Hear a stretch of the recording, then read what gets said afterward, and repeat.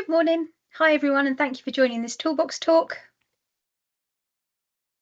I'm Kirsty Maynard, Commercial Director at THSP and a qualified mental health first aider and a psychological first aider.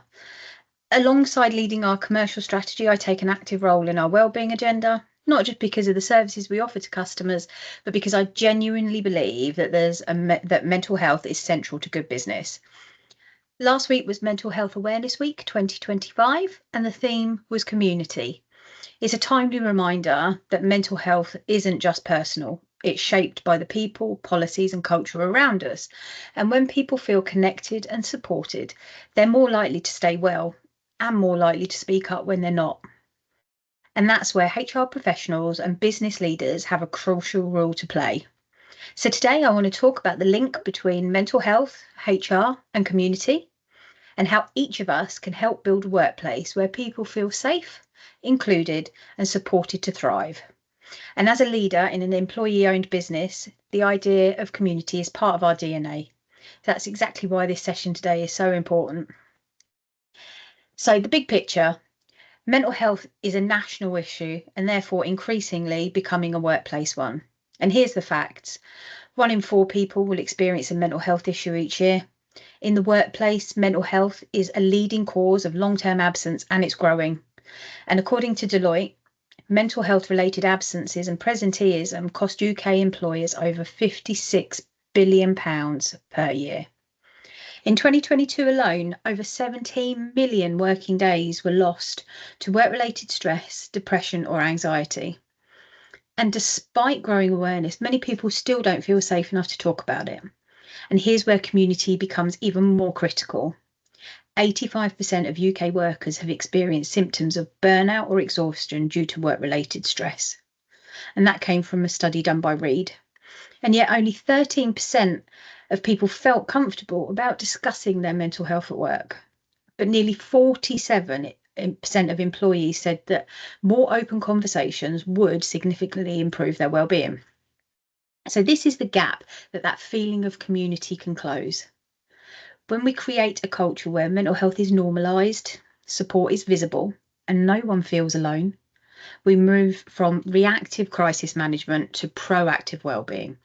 And at a time where people are under so much pressure, from the cost of living crisis through to family pressures and the fast changing job demands on us, supporting mental health is no longer optional. And in a world where many teams are hybrid or remote, the sense of community can easily slip away. I'm a remote worker and I have to work really hard to keep that sense of community going in my teams. But it makes it even more important to be intentional about connection and about community. So what can we do? That's what we're here to discuss today. And as HR professionals and business leaders, all of us here, we have both the opportunity and the responsibility to act. As we said, mental health support isn't just about reacting to crisis. It's about creating a workplace where issues are less likely to arise in the first place. And that starts with community.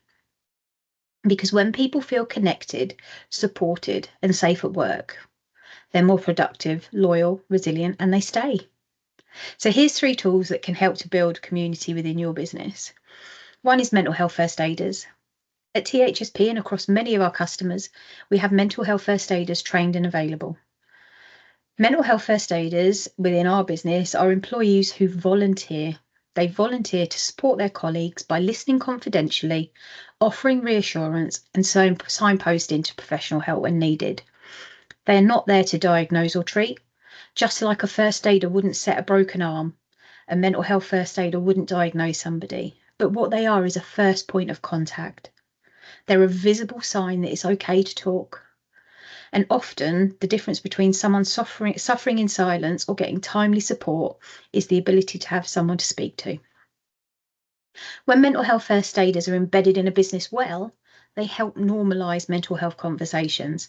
They help reduce stigma and strengthen the social fabric of a team. The second thing you can do is start and look at wellness action plans. Wellness action plans are simple, proactive and empowering tools designed to encourage open and structured conversations around mental health. They help individuals to reflect on what keeps them well at work, early warning signs that they may be struggling, and how their manager can support them effectively. Wellness action plans are especially valuable for line managers who want to help but might not know where to start. They can reduce misunderstandings but also strengthen trust. And best of all, wellness action plans are owned by the individual. So it's their document, and they work best when completed by someone who's feeling at their best, not during a crisis. We have some templates, so if you'd like one of those, you can let me know at the end and we'll make sure we send that over for you. And then it's your HR team, your HR professional, just HR as a community builder within your business.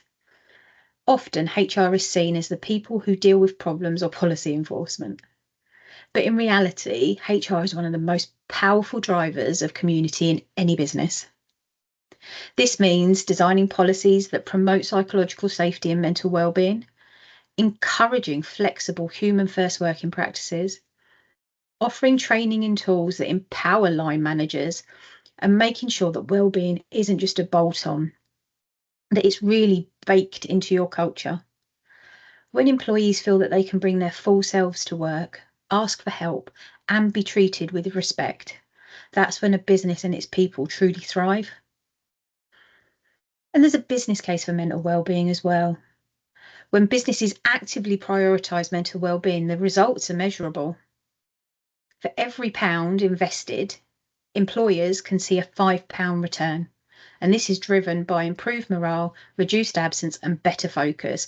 And again, that came from a study by Deloitte. The Mental Health Foundation found that businesses who proactively support mental health report 25 to 30% lower employee turnover. Mind found that employees who supported their employees' mental health are 60% more likely to stay. And a strategic wellbeing approach leads to higher engagement, productivity, and resilience. And that was discovered by CIPD during a study that they did. Put simply, you can see fewer absences, higher retention, stronger engagement, and a more resilient workplace. And that's the power of a mentally healthy culture, and why wellbeing should be a core business strategy, not a side note to what you're doing. And let's not forget, employers have a legal duty to make reasonable adjustments under the Equality Act 2010 when mental health becomes a disability. So this isn't just good practice, it's also the law. So what does this look like in practice? In your business, how can you build that sense of community, not just through mental health first aiders, wellness action plans and policies, but what can you do in real terms? So here's 4 ways that you can start to build or strengthen your feeling of community within your business. And this can be done by anybody. You can create meaningful moments of connection. You can do that by scheduling a regular wellbeing check-in, not just performance reviews. Ask, how are you? And ask twice. I use ask twice a lot, and 99% of the time it works, because when people feel that they're given the time and the space to answer, they will open up. And celebrate those personal milestones, birthdays, wins, and thank yous. At THSP, we send communication out every week, and within there we have an evidence wall and a thank you wall, and we encourage everybody within our organisation to say thank you and shake their pom-poms and celebrate their wins. And these small acts really help people to feel seen and valued. And let's make mental health everybody's business. So promote your mental health promote your mental health first aiders so people know where to turn. We put posters up around our office. We regularly put communication out from them, and we make sure that those people are in the office so that they're available to be spoken to. And normalise those conversations around stress and well-being. Encourage your leaders to lead by example as well. And that can be through showing vulnerability, bringing their whole self to work, empathy and displaying balance, taking a lunch break, finishing on time, not responding to emails at 10 o'clock at night. Another thing you can do is give your employees a voice. Use surveys, feedback loops, or open forums so that they get to make suggestions and ask questions. Let staff and colleagues shape your wellbeing policies. Give them a say and an input into the strategies and the wellbeing practices that you're putting in place. And you can also create both anonymous and open spaces for people to share concerns or ideas. So we have a physical suggestion box at THSP where people can write things down and put it in a box. We have an online suggestion box, and we also have a weekly forum for drop-ins where people are able to ask questions and talk about things they might want to discuss. And one of those things could be wellbeing. And number 4, build psychological safety into your everyday culture. I did a webinar on psychological safety a few weeks ago, and if you'd like a copy of that, we can send it over to you at the end. But as part of psychological safety, you're creating an environment where people feel safe to admit to mistakes and open up. So within your business, look at treating mistakes as learning opportunities. Encourage empathy from managers, not just efficiency. It's not all about processes and procedures. And some days people will be high and some days people will be low. And move away from that always on culture. Model and reward healthy boundaries, because community grows when people feel safe, heard and empowered. So what could you do today? What could you do this week to get you going on that journey? Mental Health Awareness Week might be over, but the responsibility is ongoing. So here are some practical steps that you can take away right now. When was the last time you reviewed your HR policies? When was the last time you took some time to see, are they inclusive? Are they flexible? And are they people-centered? When was the last time you did a check-in with somebody who's been quiet? So have a think about who's in your teams or who you work with that you haven't spoke to for a while. Give them a call. And familiarise yourself with the mental health first aiders in your business. But if you don't have one, think about who would be a great fit and then open up that conversation to the possibility of them volunteering their time within your business to talk about mental health with your colleagues. So the key takeaway from this today is there is power in community, and HR is the connector that can hold that community together. When people feel like they belong, they're more likely to speak up. And when they're supported, they're more resilient. And when a business invests in people, not just policies, everyone benefits. Whatever your role, you have influence. So let's use that to build the kind of workplaces where people stay well and stay with us. Thank you for taking the time to join me today. If you'd like some support developing mental health policies, training mental health first aiders, or implementing wellbeing work frames across your business, that's exactly what we do at THSP. Whether you're already a customer and you just want to chat through it with one of your consultants, or you're not and it's something you would like to start the journey to, just let me know, drop me a message after the session and we'd be happy to help. So I've done a lot of talking there. So it's over to everybody else. If anybody has a question, please let me know.